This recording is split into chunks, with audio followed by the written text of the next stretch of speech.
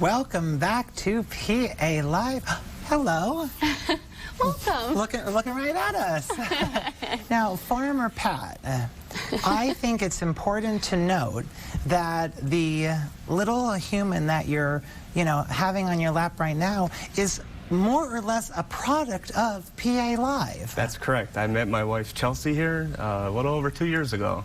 Which is so amazing. As you may remember, she would come on with the animals from the SPCA of Luzerne County. So talk to us about your little one. This is also Patrick, right? Yes, this is Patrick Ryan II.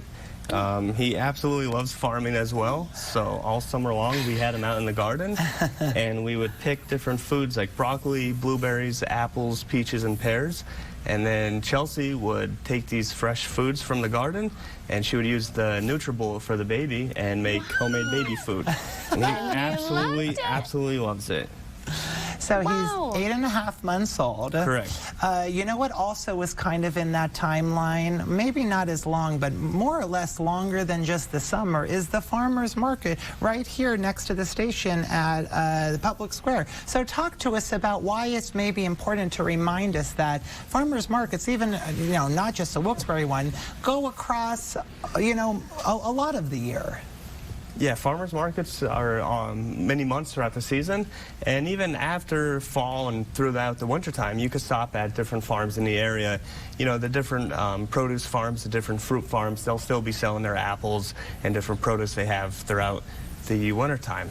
So one of the ways that you can reduce your negative influence on the environment is by harvesting food closer to home.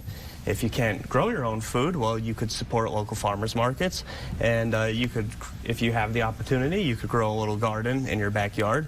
And just like these gardens throughout the city of Wilkes Barre, they demonstrate that you can also grow a garden anywhere there's sunlight. Mm-hmm. It's such a nice initiative, and one that we're seeing the fruits of that labor right now, which is a really special thing. I want to ask you, while I have you, what does it mean for you to work so closely with the city of Wilkes Barre, and that you are kind of becoming the spokesperson, the face of this movement, and inspiring the youth in our community too? Well, I'm very grateful for that opportunity. It's important to me because at one point I had no experience growing food. So I didn't start growing food until I was about 20 years old. And just like so many other people out there who don't know where to start, I was once in your footsteps, and it's honestly not as hard as you think it is. I think it's innate in us. It's like second nature within all of us. Our ancestors were actively involved in nature through activities like growing their own food. So once you start to do it, something starts to make sense inside of you, and then everything just flows together. Yeah. Now, as we're heading into these now cooler months, is there anything that is on your list of what you are going to, bring to the city in terms of these community gardens, or maybe what we can be thinking about in our own homes? That's a great question. So now at the end of the year, after you harvest your food, you want to remove, if you grew tomatoes, get rid of that tomato plant, because if you leave it in your garden until next growing season, it can transfer diseases and pests.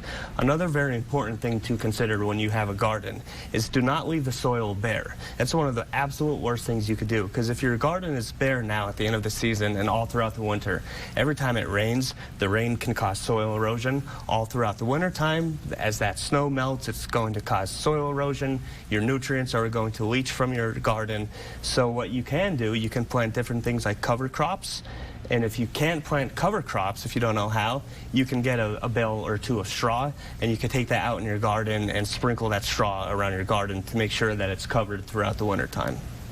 Yeah, definitely just helpful tips, things that I would never think of, that are an easy way to maintain and really make your garden a better experience for you just in the harvest, but also just these tips that you can pass along. I think this is something a lot of people are going to say, hey, guess what Farmer Pat just taught me? You know what I think you need to do now, though, in a few months? Go up to the Malik's tree farm. Pine Tree Farm. Yeah. That's where we got our Christmas trees the last 2 years. Listen. Amazing. See? I'll join the party too. There you go. I have to say, I never got a real Christmas tree. It's been a long time since I was a kid, and it was absolutely so much fun going out there. It's so fun. Choose and cut your own. I'm telling you what, we'll bring Farmer Pat out to the farm. We'll bring Chris to the farm. It'll be great. Absolutely. Lots of farming to be done make sure into the winter. They're laying their hay. Has anyone seen where did my baby go? Yeah, I don't know. Well, we better go find Patrick Jr. We appreciate you making PA Live his television debut, and I think even he talked a little little bit, so that was special. Thank you for having me. Absolutely. Well, you all stick around at home as Daddy Farmer Pat tries to farm. Junior Farmer Pat, you all stick around.